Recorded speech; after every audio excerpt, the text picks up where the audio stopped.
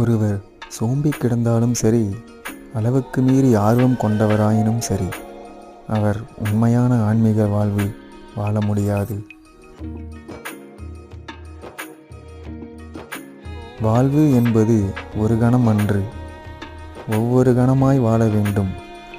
ஒவ்வொரு கணப்பொழுதிலும் முழுமையாக வாழ வேண்டும். நன்கு வேயப்பட்ட கூரை வீட்டில் மழைநீர் இறங்காது.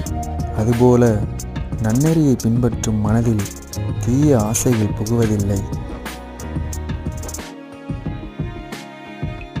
பொறாமை, பேராசை, தீய ஒழுக்கம் இவற்றை கொண்டவன் பேச்சாலும் உடல் அழகாலும் மட்டும் நல்லவனாக முடியாது. உதடுகளை அரண்மனை கதவு போல பாதுகாத்து கொள்ளுங்கள். வாயிலிருந்து வெளிப்படும் ஒவ்வொரு சொல்லும் நன்மை தருவதாக மட்டுமே அமைய வேண்டும். உண்மையான அழகு என்பது நாம் உடுத்தும் ஆடை ஆபரணங்களில் இல்லை, அக்கறையுடன் பணியாற்றுவதில்தான் அழகு இருக்கிறது.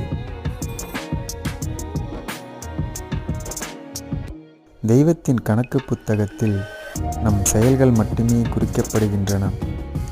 நாம் பேசியவையும் நாம் படித்தவையும் அல்ல.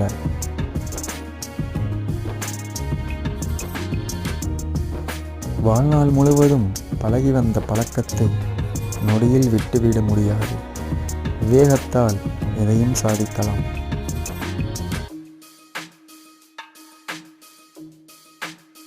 உடலுக்கு உணவு, உயிருக்கு பிரார்த்தனை. உடல் சோர்வு பலவீனமே அல்ல, மனச்சோர்வுதான் உண்மையில் பலவீனமாகும். வேகத்தால் சாதிப்பது ஒன்றும் இல்லை. தனது கடமையை நிதானமாகச் செய்வதால் மனிதன் நிறைய தெரிந்து கொள்கிறான்.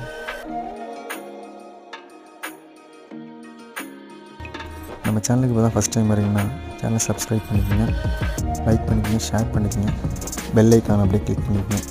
தேங்க்யூ.